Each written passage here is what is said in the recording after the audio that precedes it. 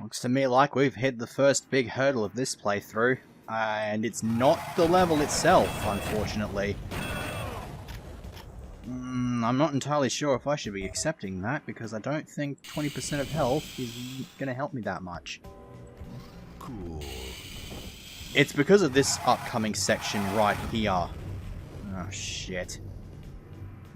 Alright, let me try laying down all of these pipe bombs.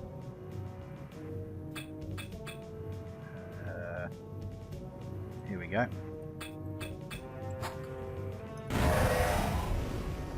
That should hopefully do the trick, just about. Oh, well, there's still one more, but I can't get anywhere near it because it will blow itself up. Okay, so this is, depending on how you count it, the fourth time I've tried this segment. More like the third, but basically, to establish what's been going on with the first problem, which is what's been pissing me off lately. It also happened in yesterday's segment as well when I went to record. Basically what I do is I actually start the recorder before I start the game itself. Just because I have to I have to spam the crap out of my keyboard and my mouse just so that I can have the little section that I can use as a audio profile so that I can use the noise cancellation in Audacity, because I have to import both audio tracks into Audacity before I put them into Camtasia and render the video. So when I did that, I went to run the game and Steam said I went into Steam and it's just like, the game's running. It's not, nothing ever actually started up. And the only way I could fix this up was if I random atomic hells that I didn't know existed. But in order to sort of get rid of that, I had to reset the whole computer. And this isn't the only game that I've had a problem with, because I also got my hands on the PC port of Turok at the Steam Autumn sale. And when I tried to get that game to run, that was experiencing some problems of its own, very much similar to what I've had to deal with this game over the past couple of days. So now for some reason this game sort of has that going for it, which is annoying. And then I failed the last couple of segments because my commentary kind of sucked. I just had multiple trains of thought and just kept losing them. That, and in the second attempt I died like 3 or 4 times just out of stupidity. I was just that focused on quality commentary that my gameplay was just very much lacking. One of my deaths actually came from being squished in a door because I accidentally hit the door or something like that and just sort of closed it up on me. It was excellent, don't get me wrong. Ugh. But obviously not what I really wanted to have happen. So use the rest of this thing because I'm too stupid to get the fuck away from sentry drones. There's a ton of them in this level. I don't have much choice but to deal with it because, yeah, reasons. So, towards the end of this level you'll find out why this level is actually really interesting. But until then we're going to just have to trek our way through these sections of the level. It's very much symmetrical, but as you could tell, one of the elevators that went down took us to this very much destroyed area. If that was still around, it would be exactly the same as the other side that we explored, and it would have made things a bit easier. But of course, there has to be challenge in this level, and so we have to go all the way around to this side, because if we go down here, which takes us to that other room, we just sort of get this. So, oh, for God's sakes, I knew it was coming as well, from this one. I knew it was there, and it was just going to be obnoxious, and it just sort of ran up into me before I had any chance. Like, I even started shooting as soon as I got there, and it still managed to sneak its way in and hit me. That's the bullshit part.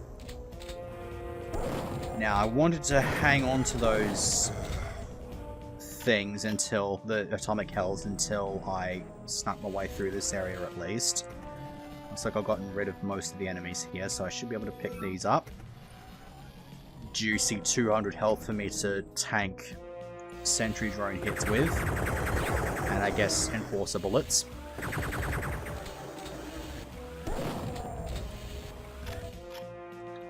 Good stuff. I'm just not having much to say because most of the interesting stuff about this level comes towards the end. Thankfully, we are getting pretty close towards the end because this yellow key is what we need to progress into the level. Or at least further into the level. Can't speak English. Just cannot speak English. All these enemies. I think there's a secret behind here that leads to a shrinker. Indeed it is. And if we go over to the RPG, we've got to bust this out because there's a mini battle lord there. Not counting the Faces of Death level, this would be the first mini battle lord that you come across. And then once you find that, you also get to deal with a couple of assault commanders, which I believe are again a first in this game, in this level. So they shoot rockets at you, so you definitely want to dodge them. They also have a melee attack, which I'm not going to be stupid enough to get anywhere near, but might as well get. The weird anti-grav unit that they're floating on and make them look like the 2013 version of Sebastian Crest has blades on them, and so they can slice you up. They don't do that much damage though, and allowing them to get anywhere near you to do that is kind of just almost never going to happen, so I guess it's more for a security sake thing, because I mean, if you've got blades, if you've got sharp things on your apparatus, you might as well use them.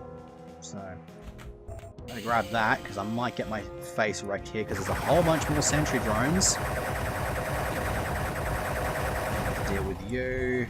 Freeze thrower ammo is always nice. I'm gonna use the freeze thrower to destroy that turret. Sentry drones are coded to dodge freeze thrower rounds, but they're not quite as good at dodging them because of their ability to bounce around the place. So, random little secret there. Sneak my way in there and wreck these idiots. So there we go. More RPG ammo, which is nice. This is the switch that we want because it will take us towards the exit. What we do need to do, however, is find the two secrets that are in this level. One of them is hidden within the other, so we just got to find that first one. And it's probably the most interesting thing about this level. We'll grab the Devastator here while we're at it as well. Not that we're going to get much use out of it, but nah. We want to open this section because it's polar opposite on the other side. It doesn't really have much. This one, however, has some steroids as well as this switch. So if you hit this switch and run all the way over here, this little area opens up, which reveals an elevator and walls that are differently textured from the rest of the level. We emerge out here. Looks like I have the con. You do indeed, Duke. This is the bridge of the Starship Enterprise from Star Trek. So, anybody who picked up on my little foreshadowing earlier in the level, give yourself a pat on the back. As soon as you enter this level, which I believe is meant to be like the captain's room or something like that, you just get those enemies that get set up on you. And then if you mess around with this monitor, it takes you to the really ready room. Cool. I think it's got something to do with Captain Kirk's abilities in the bedroom or something like that. I don't know. I'm not a Star Trek aficionado. I don't ever plan to be a Star Trek aficionado, but it's pretty much just... Come get some. Yeah. We go down here, there's the random bed which just says Bloom Bed Co. That is the indicator right there that this level was made by Alan Bloom III. It's usually him or Richard Gray, otherwise known as Level Lord, who makes these levels. Best way to tell whether it's been made by Level Lord or Bloom is just some stuff like that. They tend to like to sign their levels Level Lord a lot more so than Bloom, because Level Lord either has like a message that just says like you're not supposed to be here, Level Lord, or it has the acronym SUYT somewhere. The SUYT is not just in the Abyss level, it is in other levels as well. Not necessarily as something on the wall, but they do appear somewhere. So there's those couple of things up there, which I'm not going to grab because I'm not going to have them going into the next level. And all we got to do is just finish up here, knock over these last 3 enemies, and we have our level 100%ed. This was a lot better. I knew it was going to take me about 10 minutes, which is why I didn't stick it under the last segment. I don't actually know how long it will take me to do the next level, so for safety's sake, we're just going to keep this level to its own segment. So, next time, we get a considerable change of pace as we enter the fusion station. Yeah, this place. Very much different. We'll get to find out just how different it is next time.